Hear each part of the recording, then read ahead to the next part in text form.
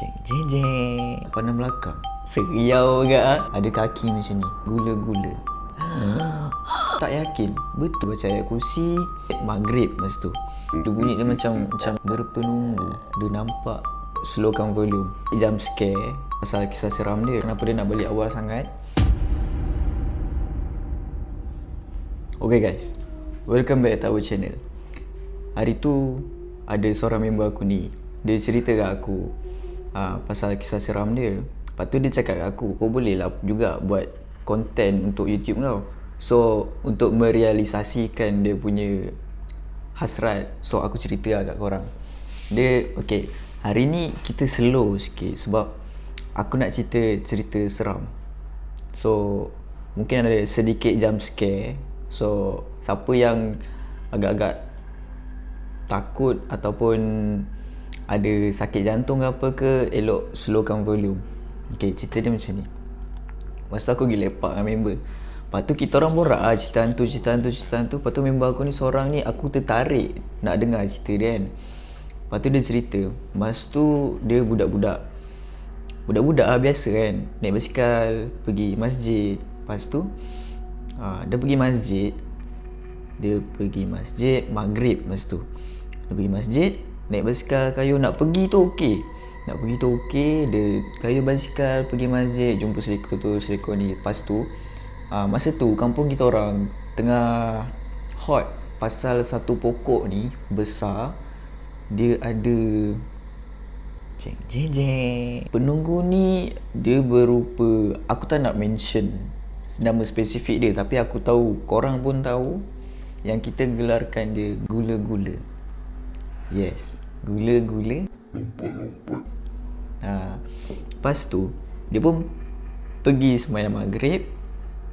Lepas tu dia balik sembahyang maghrib tu, dia cerita kat aku, dia tak baca doa. Padahal mak dia cakap, habiskan maghrib, baca doa dulu, baru balik. Tapi dia tak baca doa. Lepas tu dia balik terus, dia ambil basikal dia terus kayu nak balik kan. Sebab aku tak tahu kenapa dia nak balik awal sangat. So lepas habis sembahyang maghrib, dia nak balik rumah, tapi dia lalu jalan lain. Dan jalan tu entah macam mana dia lupa ke apa, aku pun tak tahu. Depan tu adalah sekolah.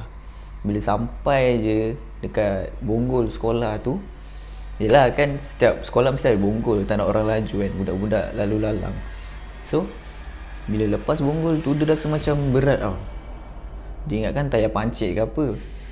Dia pun okey lah, kalau dia rasa tayar pancit, dia jalan je lah. Dia jalan. Sampailah dekat satu selekor lagi, selekor belah kiri. Lepas tu dia jalan lagi.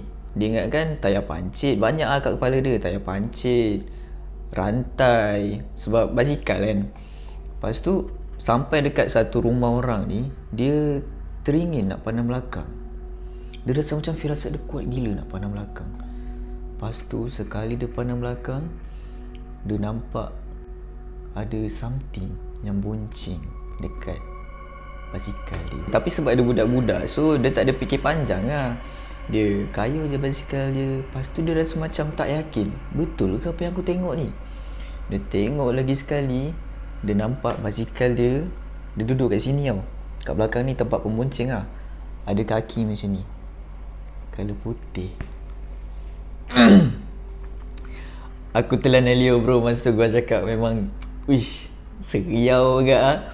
Lepas tu dia cerita lah. Tapi masa tu sebab dia budak-budak, so dalam kepala dia, kalau aku wheelie, mesti dia jatuh. Tapi dia belum wheelie lagi. Dia baca doa dulu. Dia baca Al-Fatihah, dia baca ayat kursi. Lepas tu dia kayu laju-laju, tapi still berat gak lah. Dia kayu sekuat hati, kayu punya kayu. Sampailah, benda tu pun still ada kat situ. Dia kayu je. Yang dia tahu masa tu dia sampai rumah. Entah macam mana, dia tiba-tiba ada kat rumah. Dia terus masuk rumah, dia duduk. Kebetulan pula makcik dia sampai. Makcik dia ni ustazah. Makcik dia terkejut lah tengok dia kan. Kenapa macam penat sangat sampai rumah kan. Lepas tu dia pula semput. Dia duduk dengan nafasnya yang berbunyi. Dia bunyi dia macam mana aku nak express bunyi dia macam macam tu. Dia macam seram lah kan kalau dengar balik kan. Lepas tu Makcik dia tanya, lepas tu dia pun cerita lah kat makcik dia tadi balik masjid dia kena bonceng, lepas tu dia nampak benda tu and so on. Lepas tu bila dia baca doa, dia cerita kat makcik dia semua. Lepas tu makcik dia pun tegur lah dia, itulah kau, lain kali mak kau cakap kau dengar, kau jangan terus balik macam tu je. Nak naik basikal tu kena baca doa naik kenderaan. Makcik dia tegur macam tu pula. Dia pun dah tak kisah apa lah, dia tengah penat masa tu kan, tak benda tu ikut dia ke tak dia pun tak tahu. Kemudian makcik dia cakap kat dia, kau bangun, kau ambil sembahyang, kau masuk rumah, kau bagi salam betul-betul. Sebelum kau masuk rumah, kau baca ayat kursi. Makcik dia cakap macam tu sebab mungkin makcik dia takut benda tu ikut sampai rumah ke apa, tak tahu kan. Lepas tu dia pun buat macam tu. Lepas tu dia duduk. Lepas tu makcik dia bagi air. Lepas tu dah okey. Kira ending dia tu okey lah, tak adalah macam heavy sangat, tapi benda tu still bagi dia macam pengalaman yang dia ingat sampai sekarang. Lepas dia minum air, dia dah okey, dia dah relax, jantung dia pun dah stabil, nafas dia pun dah stabil. Baru dia teringat yang masa dia nak balik dari masjid tu, dia lalu jalan yang ada pokok besar berpenunggu. Dan tu baru dia teringat, rupa-rupanya yang bonceng dia tu adalah penunggu pokok tu. So moral of the story, kalau kita nak pergi dekat satu tempat tu, kita kenalah baca doa, at least bismillah lah. So insyaAllah dalam perjalanan kita tu selamat, dilindungi oleh Allah, insyaAllah. Pasal member aku tadi tu sampai sekarang alhamdulillah lah, dia okey lah.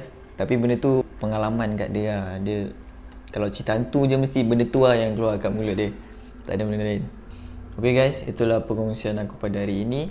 Okay, aku minta maaf lah kalau cara penyampaian aku ni kurang sikit daripada video-video YouTube yang lain kan. Sebab ini pun first time kita try. So aku harap korang enjoy. Lepas tu satu pesanan, kalau nak pergi mana ke, nak buat apa ke, jangan rushing. Relax je, tenang-tenang. Sebab kalau kita rushing, kita tak fokus dengan apa yang kita buat. Kalau ngabut, jadi macam-macam hal, macam member aku tadi. Itulah yang kita nak elakkan. Itu saja daripada aku.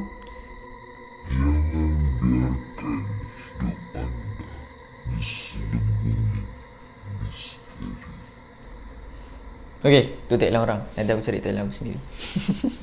Okay, itu saja daripada aku. Jangan lupa like, comment and share. Dan yang paling penting subscribe. InsyaAllah aku akan cuba bawa lagi cerita seram. Tak pun korang nak cerita ke aku ke, korang WhatsApp ke, boleh je aku ceritakan kat sini. Tak ada masalah. Assalamualaikum.